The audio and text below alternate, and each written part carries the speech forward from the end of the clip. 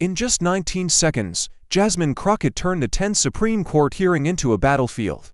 With 3.2 million minority votes hanging in the balance, her voice cut through the chamber like a blade. Across from her, Justice Brett Kavanaugh's face froze, the weight of decades of racial bias exposed under the blinding lights. Every camera in America was locked on this clash over the soul of democracy. What she have said that made a Supreme Court justice flinch in front of the entire nation? Stay with us. This is a story worth every second of your time. White lights blazed from the vaulted ceiling. Heat shimmered, bouncing off the polished mahogany table.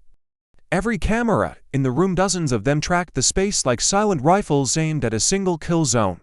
Rows of reporters leaned forward, note-pen edges digging into their wrists, ready to carve the next headline from whatever words might explode here.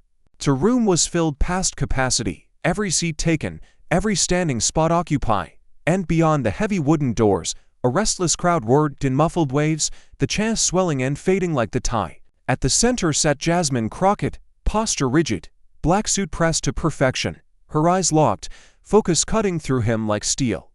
Across from her, Brett Kavanaugh moved with calculated slowness, fingers straightening his tie as though each millimeter was a statement of control.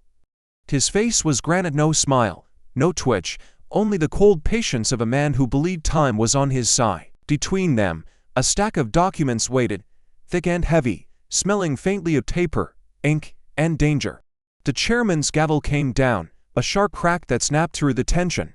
This special hearing on allegations of racial bias in Supreme Court voting rights decisions will now begin. He didn't have to say more. The air in the room seemed to compress. Jasmine didn't wait for formalities. She opened her folder without glancing at the pages, eyes locked on Kavanaugh like crosshairs. Her voice carried no tremor, only steel. Justice Kavanaugh, in the Georgia voting rights case, you voted to uphold a map that stripped more than 200,000 Black Americans of their right to vote. Tell me, can you look those citizens in the eye and say that was justice? The words landed like a hammer. Murmurs rippled through the gallery. Kavanaugh's eyebrow lifted, his voice measured and deliberate. Justice must be based on law, not on color. It was the kind of line meant to end a conversation, but Jasmine didn't blink. Her lips curled in something too sharp to be a smile, easy to say. When your skin color is your ticket through every locked door. The audience gasped. A Republican senator shifted in his chair, frowning. A woman in the back row covered her mouth. The overhead camera zoomed in, catching every flicker of expression. Outside, the crowd's chant, "Let us vote," grew louder, bleeding into the chamber. On social media, the hashtag justice not whitewash began to surge, each second bringing thousands more into the conversation. Inside the chamber, the silence after her words was as dangerous as any shout. It was the silence of a nation waiting to see who would strike next. Jasmine didn't give the room time to breathe after her last strike. She turned a single page in the thick folder before her, the paper's crisp sound echoing unnaturally loud in the charged silence. Her gaze didn't waver from Kavanaugh, her voice cutting through the air like a scalpel. Exhibit 4, an email from your own office. In it, one of your advisors wrote, "Reducing minority turnout is the key to maintaining the conservative majority. Is this the advice you received before casting your vote?" The words landed heavy, their weight rippling through the chamber like an aftershock. Kavanaugh's composure faltered, not much, but enough for the cameras to catch the fraction of a pause, the twitch of a muscle in his jaw. His answer came slower than before, each syllable coated in ice. "I do not comment on internal communications." Jasmine leaned in, her eyes narrowing. "No comment when the entire nation is watching. When citizens lost their right to vote simply because they were born with skin the wrong color in your eyes." A sharp shuffle echoed from the public gallery. Then, without warning, a man rose to his feet, a black veteran, his service ribbons pinned to his jacket, his face taut with fury. His voice boomed over the room, raw and unrestrained. "You took my vote from me, I bled for this flag, and you shredded my ballot like it meant nothing." The words cracked something open in the air. Gasps burst from the gallery. The security detail moved fast, stepping toward him, but Jasmine raised her hand sharply without turning her head. "Let him speak. This," she gestured toward the veteran, "is what justice sounds like. It isn't written in legal briefs, it's lived in blood and sacrifice." The camera feed split into a dual frame. On one side, the veteran's face, eyes blazing. On the other, Kavanaugh's expression locked in a stone mask, though the faint strain around his mouth betrayed him. Stacey Abrams, seated in the second row, tilted her head slightly and gave Jasmine the smallest nod, a silent signal of approval. Meanwhile, in homes across America, millions watched as the broadcast cut momentarily to Ben Shapiro on a live panel. His voice was brisk, dismissive. "This is political theater, nothing more a stage ambush to smear a man who has dedicated his life to upholding the Constitution." His words might have swayed some, but in the chamber, the tension was beyond spin. Every heartbeat felt like it could tip the balance. Jasmine finally leaned back, her eyes sweeping the room before settling on Kavanaugh again. Her tone was measured, but the edge was unmistakable. "You can choose to hide behind silence, Justice Kavanaugh. But remember, this silence is not neutrality. Silence is permission. And history will remember what you permitted." A gallery erupted, not with noise, but with a sharp, electric stillness. It was the kind of silence that felt like the breath before a storm. Jasmine's voice dropped so low it pulled every ear toward her, forcing the room to lean in. "Justice Kavanaugh, you say justice is blind. But for us, it only closes its eyes when the victim's skin isn't the color you approve of." The words didn't just hang, they burrowed into the silence, a charge that turned the chamber into a pressure cooker. The air itself seemed to pause. The camera panned slowly across the room, catching the small tremors of reaction. A woman in the gallery clutched a photograph to her chest. A young man in uniform tightened his jaw. A congressman on the far end shifted uncomfortably, eyes darting to the press row. For a split second, it felt like every face in the chamber was a verdict waiting to be delivered. Jasmine reached into her folder and pulled out a thick stack of papers, the sound of the pages hitting the table like a soft but deliberate drumbeat. She slid them forward until they were inches from Kavanaugh's hands. "Here," she said, her tone calm but razor-sharp, "is the list every name struck from the voter rolls. Every name is an American citizen. Every name is a voice you silenced." She let the weight of the stack speak for itself, each sheet representing a human story erased from the ballot box. Kavanaugh's eyes flickered to the papers, then back to Jasmine. His reply was clipped, as though he'd rehearsed it 100 times. "You're turning a legal debate into an emotional spectacle. That is not justice." Jasmine didn't blink. Her response came fast, cutting the space between them. "No, Justice Kavanaugh, that's humanity. Something you seem to have misplaced a long time ago." A ripple ran through the crowd, half gasps, half murmurs. Outside the marble walls, the chant of protesters grew louder, as if the tension in the chamber was fueling the noise on the streets. The dual feed on national television split between the hearing room and the swelling crowd outside, signs waving under the gray Washington sky. Jasmine leaned in, her eyes never leaving his, her voice carrying the calm certainty of someone holding an undisclosed trump card. "Tomorrow," she said slowly, "I will show the nation the one thing you fear most." The word slid across the table like a blade. Every camera zoomed closer. Kavanaugh's face remained still, but his hand, resting on the edge of the table, curled slightly inward.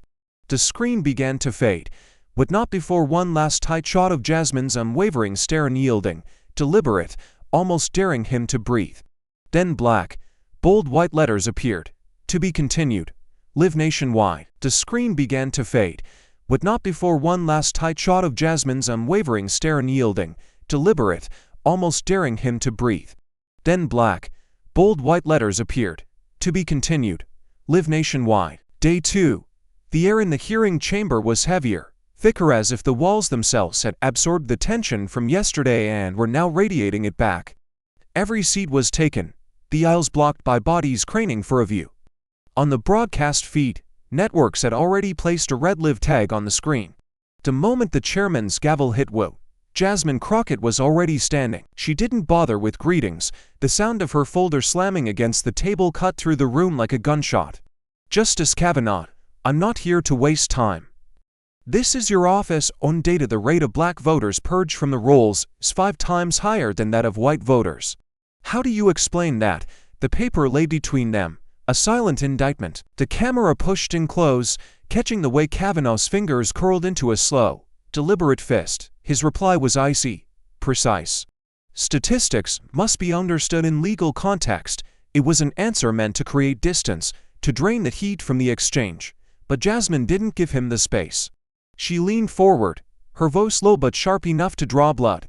Legal context, or the legal laundering of injustice, gasps flickered through the gallery like sparks on dry grass. A young woman in the second row lifted her phone higher, live streaming every second. Stacey Abrams, seated 2 rows behind Jasmine, scribbled something quickly on a note tag and passed it down to an aide.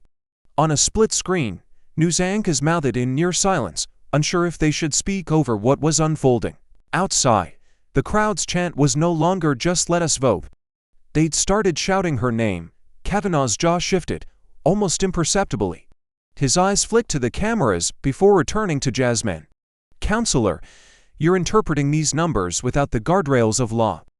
That's not how justice works." Jasmine didn't blink. "No, Justice Kavanaugh. That's exactly how discrimination survives, hidden in plain sight, dressed up in legal language so polished it blinds the people it's meant to protect." Her words landed with the thud of something undeniable. The room seemed to tilt forward, every ear straining. A Republican senator cleared his throat loudly, perhaps to break the rhythm, but Jasmine didn't let go. She tapped the paper once, the sound small but commanding. "This isn't abstract, this isn't theory, these are lives.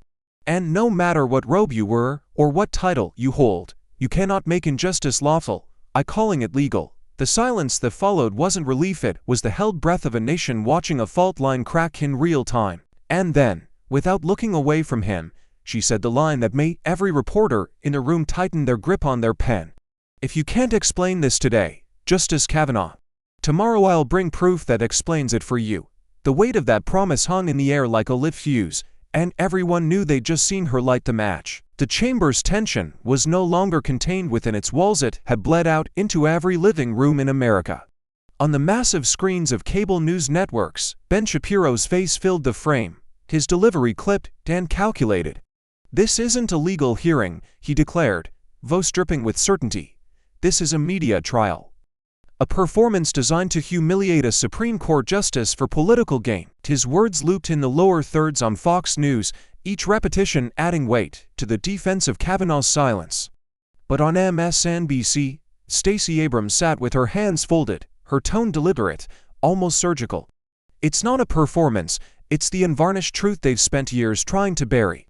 The difference between what you call theater and what I call justice is that one survives without scrutiny, the other cannot." The contrast was stark, the split-screen battle spilling into the public consciousness. Hashtags surged in opposite directions. Hashtag stand with Kavanaugh on one side, hashtag justice for every vote on the other. Back in the hearing room, Jasmine Crockett shifted her approach.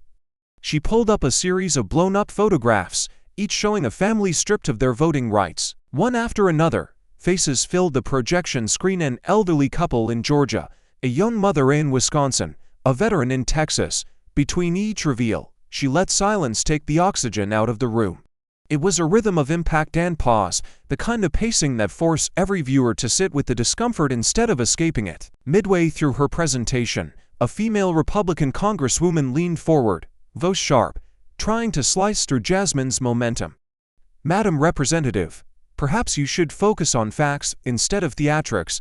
The interruption was calculated, a jab meant to rattle her. But Jasmine turned slowly, her expression unreadable, her tone clipped to precision.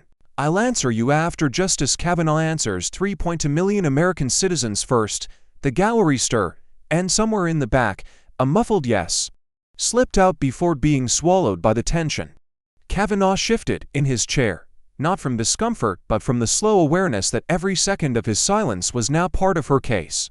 The camera caught at the subtle tightening of his jaw, the small adjustment of his cufflink, as if these gestures might mask the fact that the room's energy was tilting away from him. Outside, the crowd's chants synchronized with the rhythm of her words inside, each beat feeding the other. Jasmine set the last photograph down, her hand lingering on it for a moment before looking directly at Kavanaugh. "These aren't abstractions, Justice Kavanaugh. They are the people your decisions reach into and silenced. And if you choose not to speak for them today, the question isn't whether you'll face judgment, it's how loud it will be when it comes." The room didn't move. The silence wasn't emptiness, it was the sound of everyone realizing the verdict was already forming, and it wasn't in his favor. The gallery was still tense from the last photograph when Jasmine reached under her folder and pulled out a single sheet, the edges still curled as if it had been handled in a hurry. She held it between two fingers, letting the cameras find it before speaking. "This," she said, her voice slicing through the room, "is a newly leaked email from a policy strategist connected to the Justice's own advisory circle.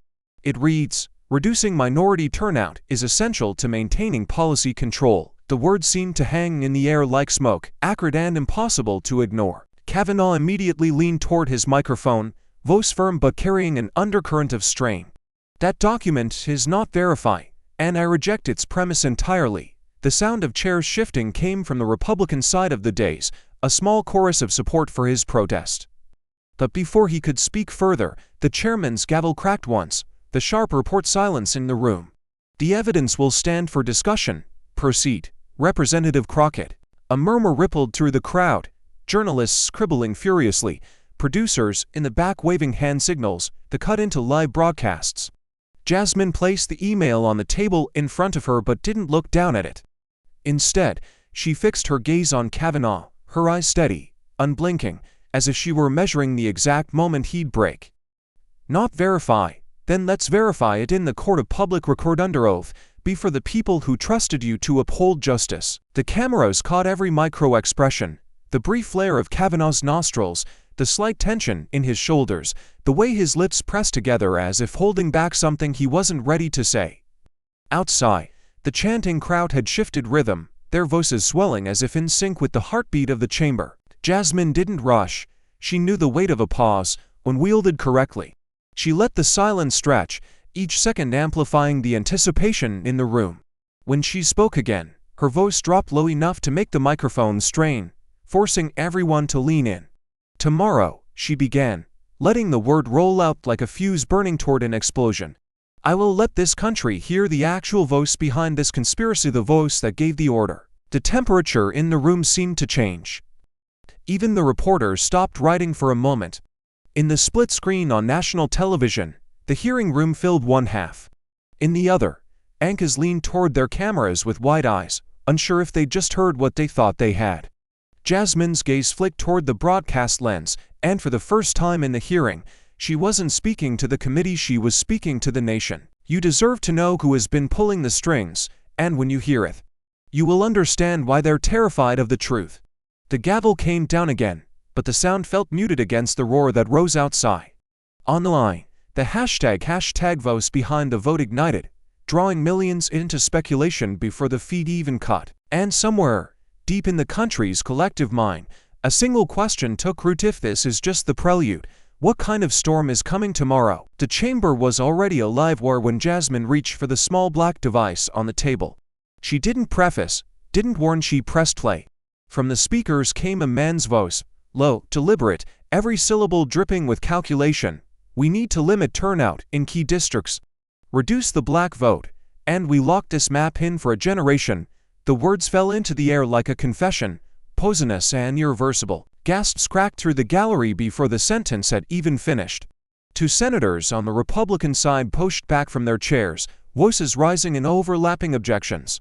"This is inadmissible, completely out of context." The chairman's gavel struck twice, but it barely cut through the wave of uproar. The camera feed caught the crowd, in the gallery, faces frozen in shock, hands covering mouths, phones shooting footage that was already hitting social media in real time. Kavanaugh sat motionless, his eyes fixed on the table as if refusing to give the moment any oxygen. His lawyer leaned in, whispering into his ear, the movement subtle but desperate, a hand shielding their lips from the cameras. Jasmine didn't look away, her gaze was locked on him, the silence she gave him now far more damning than any question she could ask. She let the recording play again, this time louder, forcing every person in the room, and every viewer at home, to hear it twice. In the back, a woman stood abruptly, clutching a crumpled voter registration card.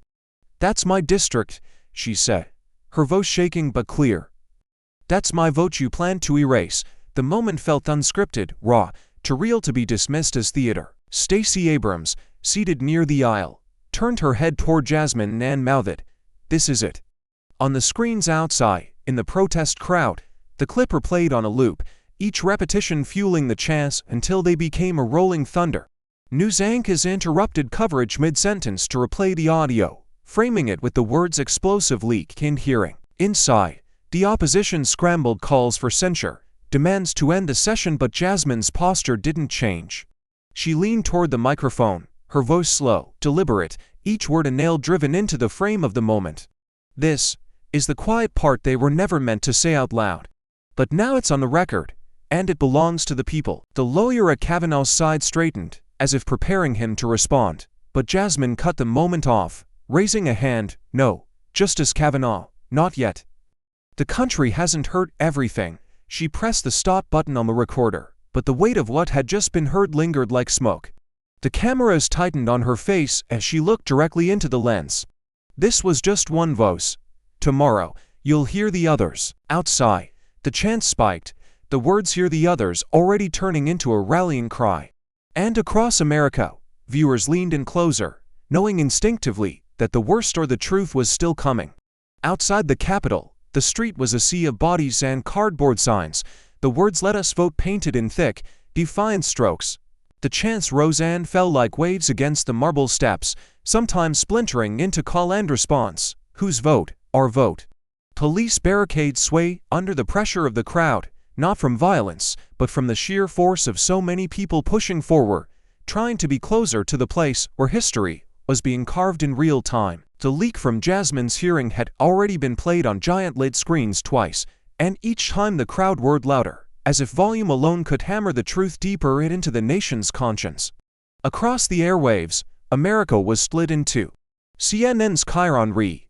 Crockett exposes racial vote suppression, audio leak stuns nation. MSNBC replayed the recording in slow motion, the words subtitled in stark, white letters against a black background, each syllable hitting like a gavel strike. But on Fox News, the narrative twisted. Partisan hit job. Crockett under fire for manipulated audio. A panel of commentators nodded gravely, warning about fabricated outrage and weaponizing race for political theater. In the green room of a cable studio, Stacey Abrams watched both feeds at once on a split monitor, the dual realities of America playing side by side. Her phone buzzed with updates, polling numbers shifting by the hour.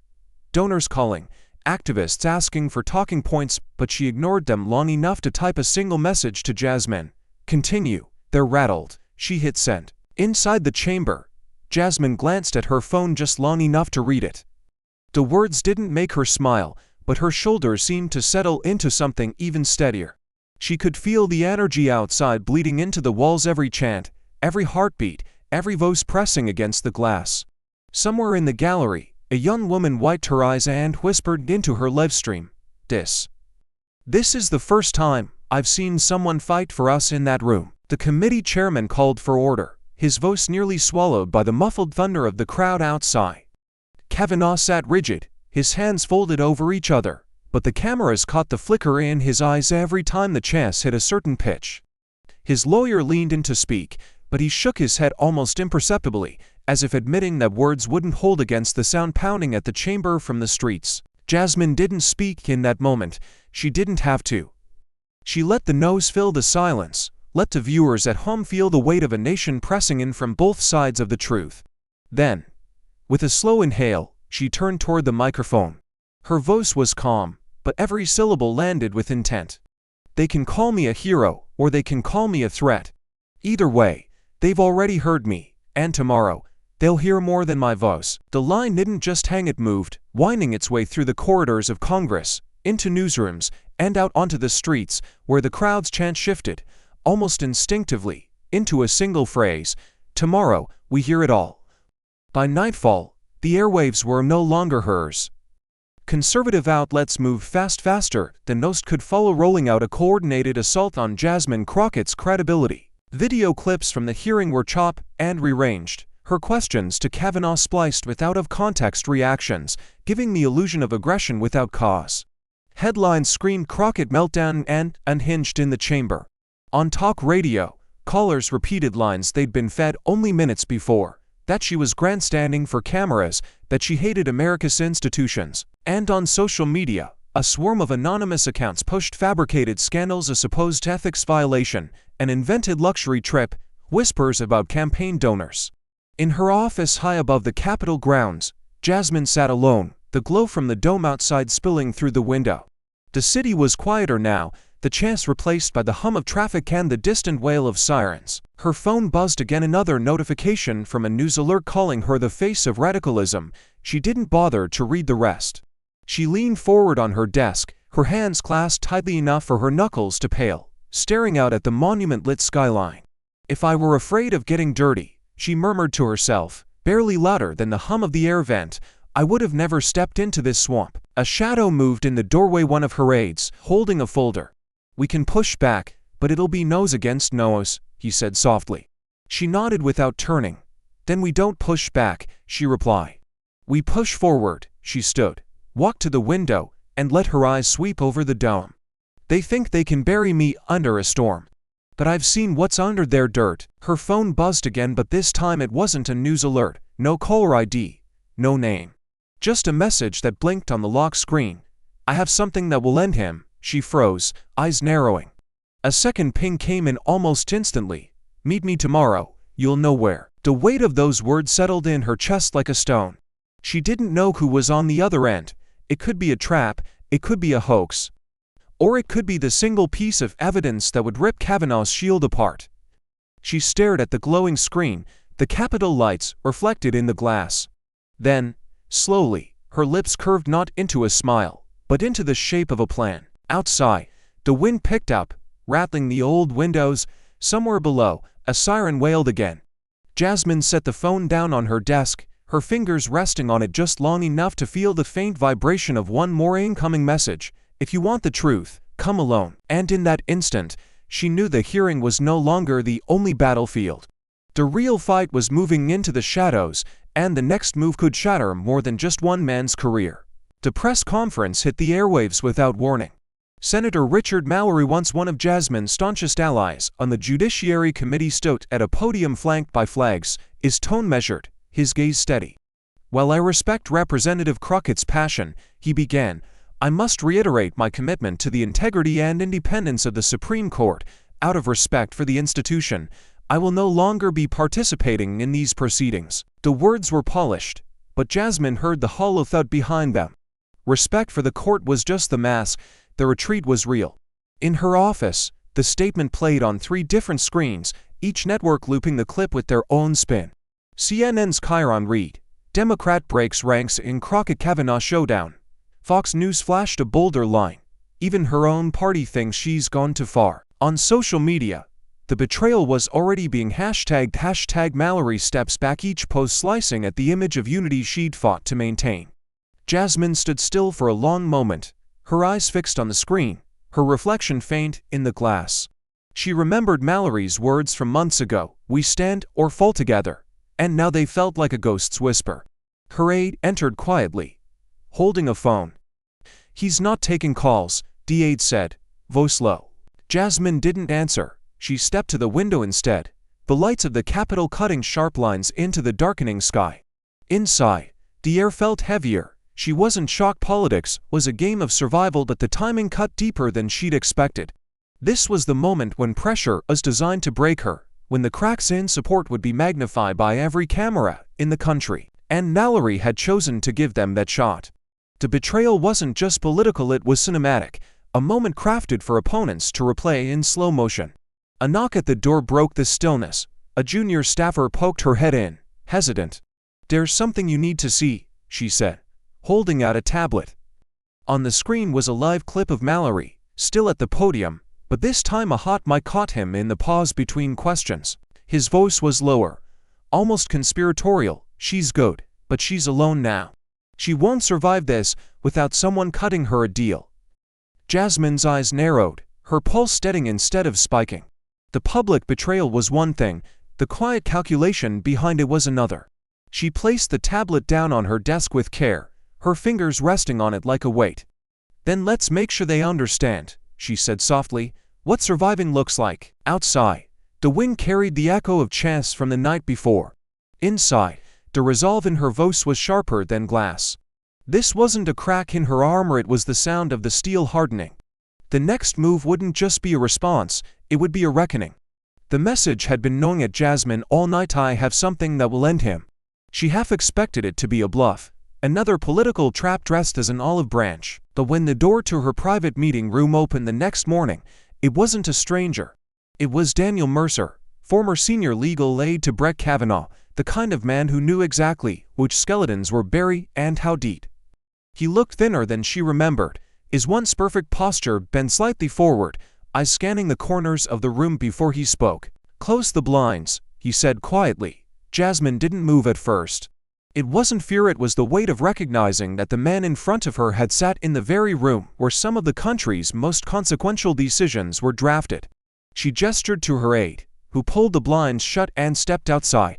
The room fell into a muted half-light. Daniel slid a battered leather briefcase onto the table between them. The lock clicked open with an almost ceremonial sound. Inside, under a layer of innocuous court filings, was a single envelope stamped "Confidential, Judicial Communications." He didn't touch it. Instead, he looked at her. "What I'm about to give you, I carried for 18 months. It's the only copy outside his circle, and it's enough to burn his credibility to ash." Jasmine's eyes locked on his. "Why now?" Daniel leaned back, exhaling slowly. "Because I watched him sign off on rulings knowing damn well they were engineered to dilute the black vote. And because I thought I could live with it. But the hearing. You forced me to see the faces attached to the numbers. I can't unsee them." She opened the envelope carefully, as though the paper inside might ignite on touch. Her eyes scanned the first page and then froze. It was a memo dated weeks before the Georgia voting rights decision, addressed directly to Kavanaugh. The language was clinical, but the intent was unmistakable. Demographic data broken down by race, projected voter suppression outcomes, and the chilling conclusion: disadjustment secures the majority for at least a decade. His handwritten initials sat in the corner, a silent endorsement. Jasmine closed the file, not because she needed to. Every word was already seared into her mind, but because the room felt suddenly smaller, the air thicker. She could hear her own heartbeat over the hum of the air vent. "If this gets out," she said slowly, "it's not just his robe that burns, it's the court's legitimacy." Daniel didn't flinch. "That's why it has to be you. You're the only one who can drop it without letting them spin it into oblivion." He slid the envelope closer, his fingertips retreating as though passing a live charge. Jasmine rested her hand on it, the paper warm from his grip. She didn't thank him, not yet. Instead, she looked toward the Capitol dome gleaming through the gap in the blinds. "They think they've seen me fight," she said quietly. "They haven't seen anything yet," and in that dim room, it felt less like a promise and more like the opening line of a verdict that would echo far beyond its walls. The envelope lay in the center of the table like a loaded weapon, its presence pulling every eye toward it. Stacey Abrams sat with her elbows resting on the polished wood, her fingers steepled under her chin. Across from her, Congressman Jamie Raskin leaned back in his chair, one hand tapping a slow rhythm against the armrest. Neither spoke. First, they were waiting for Jasmine. She broke the silence. "If we drop this now, it'll dominate the news cycle for 48 hours. Maybe 72 if we're lucky. Then they'll bury it under process fights, committee votes, and legal jargon. They'll say it's politics, not proof." Her tone was measured, but the tension in her jaw betrayed the weight of the chose. Raskin leaned forward. "But if we wait, we give them time to guess we have it. And if they guess, they'll try to discredit it before it ever sees daylight." He gestured toward the envelope. "That memo is a knife. The only question is whether you stab now, or wait for the moment they're most exposed." Stacey's voice got in, calm but edged. "The hearings aren't over. The biggest audience we'll ever have is the final session. Every network, every feed, millions watching in real time. Drop it then, and you won't just wound him. You'll put the blade in front of the entire country and ask them to watch it fall." Jasmine looked between them, her eyes steady. She reached for the envelope, but didn't open it. "Every instinct I have says hit back fast," she admitted. "But this," she tapped the paper lightly, "this isn't just about winning a round. It's about ending the fight." She let the words settle, her gaze shifting to the Capitol dome framed in the window. "We hold it until the moment they can't look away. When every household, every newsroom, every screen in America is locked on us." Raskin's tapping stopped. Stacey nodded once, slow and deliberate. The decision was made without another word. Jasmine slid the envelope into a slim black case and locked it with a snap that seemed to echo in the room. She stood, her voice low but unflinching. "We'll keep this in the shadows until the lights are brightest." Then, after a pause, she added the line that made both of them sit a little straighter. "When the country's eyes are on me, I'll make sure they see him for exactly what he is, and there will be no turning away." The building was quiet in a way that made every sound dangerous. In the dimly lit sublevel of the Capitol Archives, the echo of footsteps felt like a telltale heartbeat. Jasmine stood just outside the restricted records room, her attorney, Elise Navarro, at her side. Elise's credentials as counsel were impeccable, but what she carried tonight was far more potent, the formal invocation of whistleblower protections, a legal shield sharp enough to cut through layers of bureaucracy. Two security officers guarded the door, their expressions betraying nothing. Elise approached first, her tone measured but firm. "Per statute and under whistleblower authorization, we're here to retrieve seal evidence relevant to the current congressional inquiry." A pause. Then the taller guard produced a clipboard, his eyes flicking between them before lowering to the authorization papers. His pen scratched the page, the sound uncomfortably loud in the narrow corridor. Inside, the records clerk moved with an efficiency that felt practiced, almost ritualistic. He disappeared into the back, the mechanical hum of a compact shelving unit rolling through the room. Moments later, he returned not with a stack, but with a single, unassuming folder. The label was stark, confidential, judicial communications. Elise's hands were steady as she accepted it, but Jasmine could see the subtle tension in her knuckles. They stepped to a side table where the chain of custody log lay open. The clerk signed first, then slid the form toward the nearest security officer. The man's broad hand gripped the pen, his signature looping across the page in deliberate strokes. The moment the ink dried, Elise produced a thick, crimson envelope. Its seal bore the embossed insignia of the House Oversight Committee, a silent promise that whatever entered it was bound for the highest scrutiny in the land. The folder slid into the envelope with a muted rustle, the sound far too small for the weight it carried. Elise pressed the flap closed, the adhesive's faint scent sharp in the cold air. Then, with both hands, she held it out for the guard to witness. The seal was pressed, the wax cooling to a solid grip before the officer initialed a final line on the log. Jasmine's eyes stayed on the envelope as Elise handed it to her. For a long second, she didn't move. This wasn't just paper, it was the kind of truth that could shatter careers, reputations, maybe even the institution it came from. The room felt smaller, the walls closer, the hum of the light suddenly too loud. She slipped the envelope into the black case she'd brought for this moment, snapping the clasp shut. The sound echoed down the hall like a lock on a vault. Then she looked up at Elise, her voice low, every word deliberate. "Now we have it, and when it opens, no one will be able to close it again." The black case rested on Jasmine's desk like an unexploded device. The room was sealed, blinds drawn, phones switched off, only Elise Navarro and to trust in aides inside. Jasmine undid the clasp slowly, the metal giving a soft click that seemed louder in the stillness. She withdrew the crimson envelope, its wax seal unbroken, and set it dead center on the table. For a moment, no one moved. Then Elise reached for a letter opener and slid it under the flap, the rip of the paper slicing through the air. The memo inside was crisp, the paper heavy, the text printed in the dry, bureaucratic font of official communications. But what it contained was anything but ordinary. At the top, to Justice Brett M. Kavanaugh, subject, demographic voting impact analysis. Jasmine's eyes scanned line after line of cold, clinical language. The first page alone made her grip tighten. Projected voter suppression percentages, district by district, broken down explicitly by race. The charts were stark, the numbers chilling. In Georgia's 12th district, black voter participation projected to drop by 18% under the proposed map. In Texas's 23rd, Hispanic turnout down 14%. And at the bottom, in small, unmistakable handwriting, Kavanaugh's own initials. Jasmine's pulse thudded in her ears. She turned the page and found an attached email thread, marked confidential, do not distribute. The sender was a senior political strategist with deep ties to a national party apparatus. Securing these adjustments will guarantee policy control for a decade. Judicial support is critical.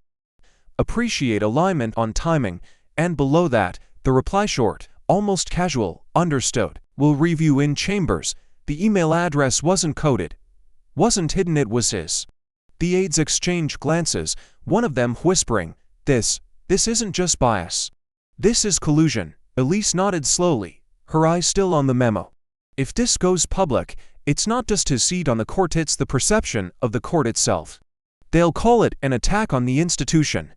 And maybe it is, but it's also the truth. Jasmine placed the documents back on the table, staring down at them as though she could burn the ink into her memory. Her voice, when it came, was low but unwavering. They built this case on numbers they never thought anyone would see. Numbers that treat people like variables, votes like currency, and justice like a bargaining chip. She looked up at her team, her eyes hard. This isn't a leak, it's an indictment. And when the country hears it, they'll know exactly what kind of man has been deciding their rights from the bench. She closed the folder with a decisive snap, sliding it back into the envelope. We don't whisper this into the dark, we drop it under the brightest light possible. The room fell into silence, but it wasn't the silence of hesitation, it was the kind that comes right before the strike of a match. The office was quiet except for the low hum of the overhead lights. The crimson envelope lay open on Jasmine's desk, the damning memo inside like a loaded round waiting for its chamber.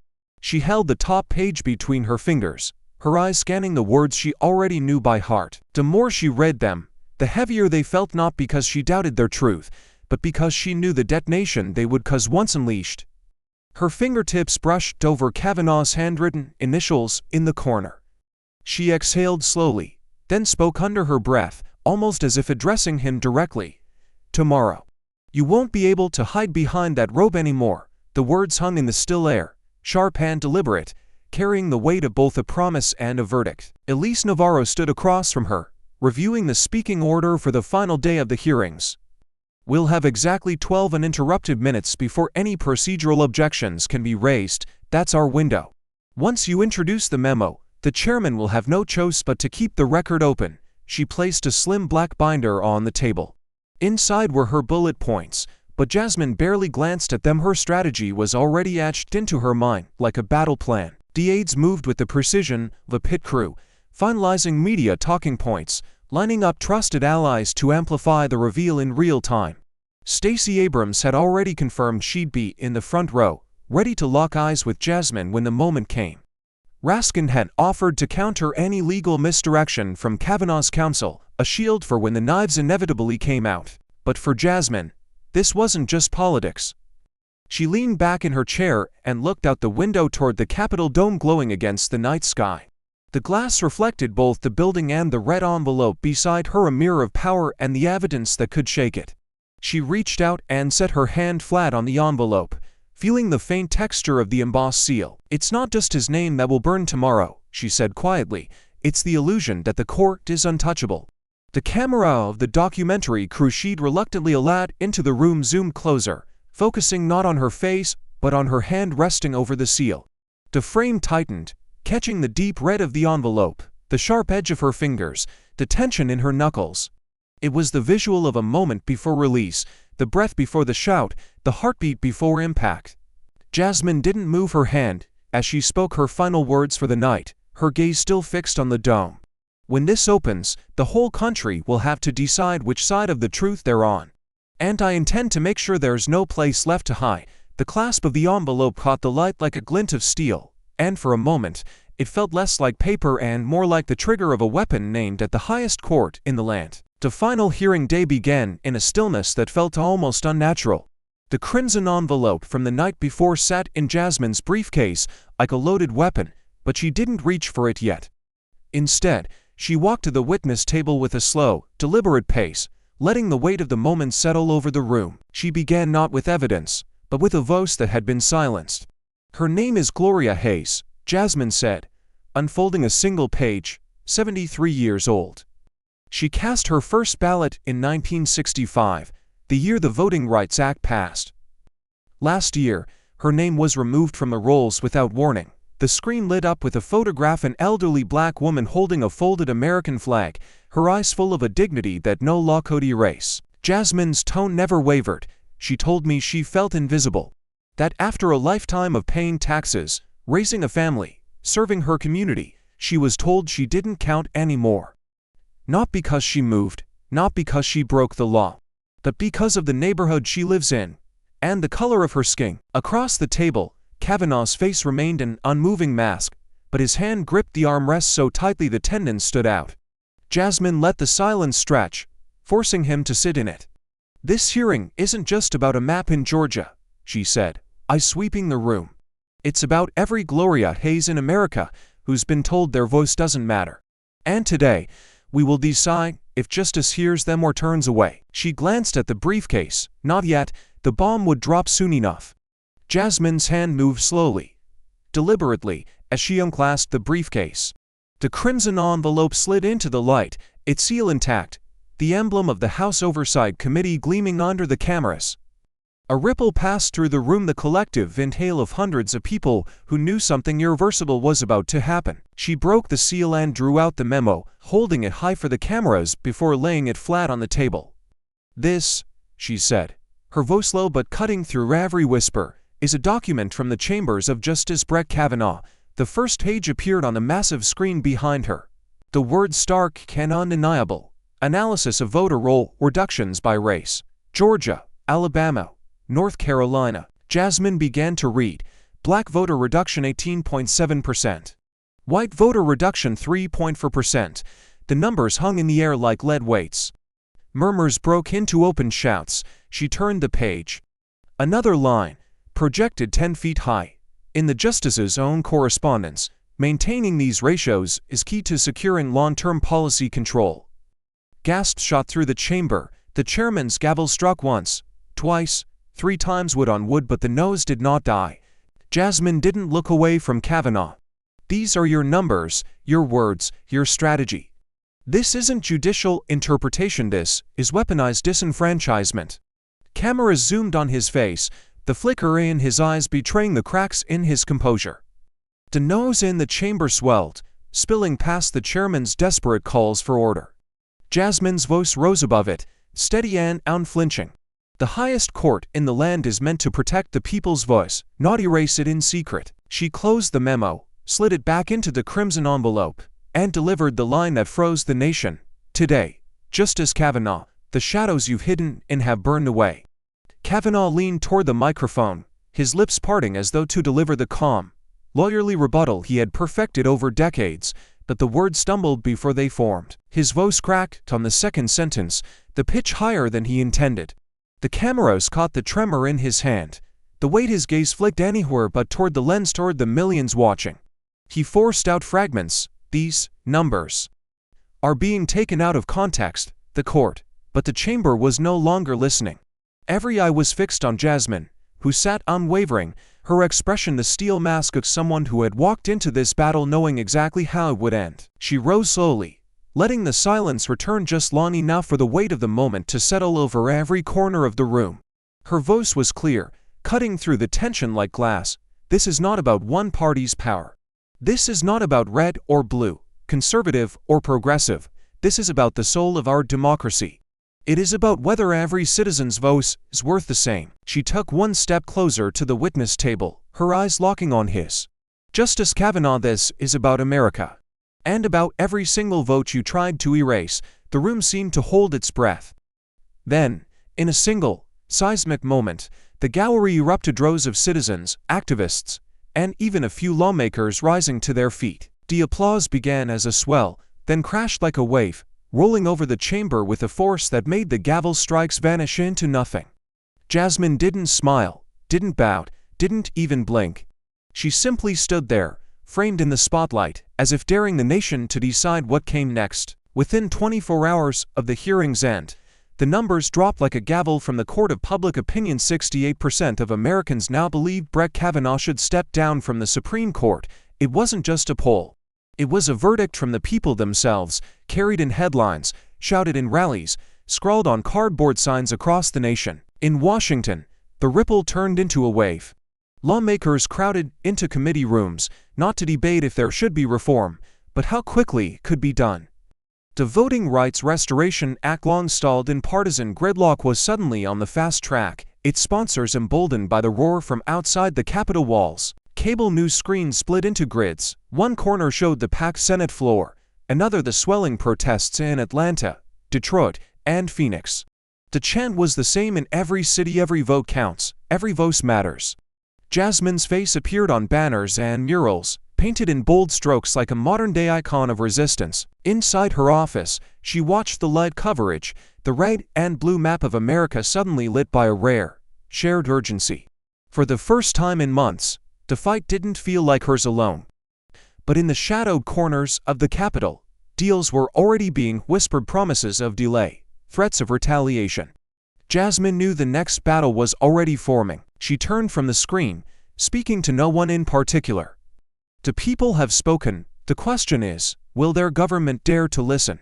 The marble steps of the Capitol were cold beneath her heels, each one echoing in the quiet of a city that, just hours ago, had been deafening. The sun was sinking low, casting the dome in a wash of gold that looked almost unreal, like a painting she could step out of and never return. For the first time all week, Jasmine was alone. No cameras, no shouting, no gavel strikes. Only the steady hum of cicadas in the summer air. She pulled her coat tighter against the evening breeze and slipped a hand into her pocket. Her fingers brushed the envelope she had been carrying since the hearing ended. No return address, just her name written in a shaky hand. She tore it open carefully, as if afraid the paper might crumble. Inside was a single sheet. The handwriting was uneven, the ink smudged in places where the pen had pressed too hard. I fought into wars for this country. I bled for it. And somewhere along the way, I stopped believing my voice mattered. Watching you, I remembered why I fought in the first place. Because my vote counts, because it should count. Thank you for reminding me. Signed, no name, just a fellow American. Her throat tightened. She had stood under the glare of the nation's cameras, faced down a Supreme Court justice, and stared into the teeth of a machine built to grind down anyone who stood in its way. But this single page felt heavier than every headline. She folded the letter with care, tucking it back into the envelope, like a soldier returning a flag to its case. She looked up at the vast sweep of the National Mall, the lights of the city beginning to blink awake. A thought formed sharp, unshakable. If one voice can be restored, she whispered to the wind, then we have to fight for them all. And in that quiet, she knew the war was far from over. The press room was silent except for the faint whir of cameras adjusting focus. Jasmine stood at the podium, the overhead lights catching in her eyes like embers refusing to die. Her hands gripped the sides, knuckles pale, but her voice when it came was steady, deliberate, and sharp enough to cut through every screen watching from living rooms, bars, and street corners across America. This week, she began, you've seen the truth laid bare. You've heard the voices of those silenced. You've watched the numbers, the policies, the deliberate erasure of our fellow citizens from the ballot box. And you've seen the faces of the people who still believe they can get away with it. She let the words hang in the air, the silence thick, the anticipation even thicker. She leaned forward, the lens zooming in so tight that it felt as if she were speaking into every viewer's ear. Justice does not arrive on its own. It does not walk through that door uninvited. Justice comes when we demand it, when we rise, when we refuse to be ignored, when we make them hear us no matter how loudly they try to drown us out. A murmur of voices rippled at the back of the room, but Jasmine didn't break her gaze from the camera. The question tonight is not whether injustice exists. You've seen it. The question is, what will you do about it? She paused, letting the weight of the challenge sink in. Her tone softened, but the edge in her words remained. This isn't about me. It isn't about party lines. It's about the person next to you in the grocery store, the teacher who raised your children's voices, the veteran who carried this flag through fire. It's about every vote, every voice, and every American who refuses to be erased. She straightened, her last words low but unshakable.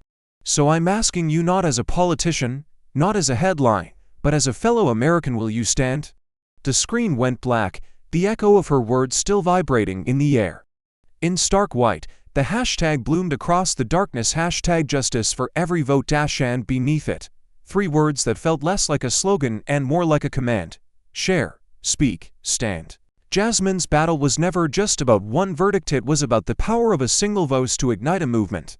True justice is not gifted, it's earned through courage, sacrifice, and the refusal to look away when wrong stands in plain sight. In life, Each of us will face a moment when the easy road is silence and the hard road is truth.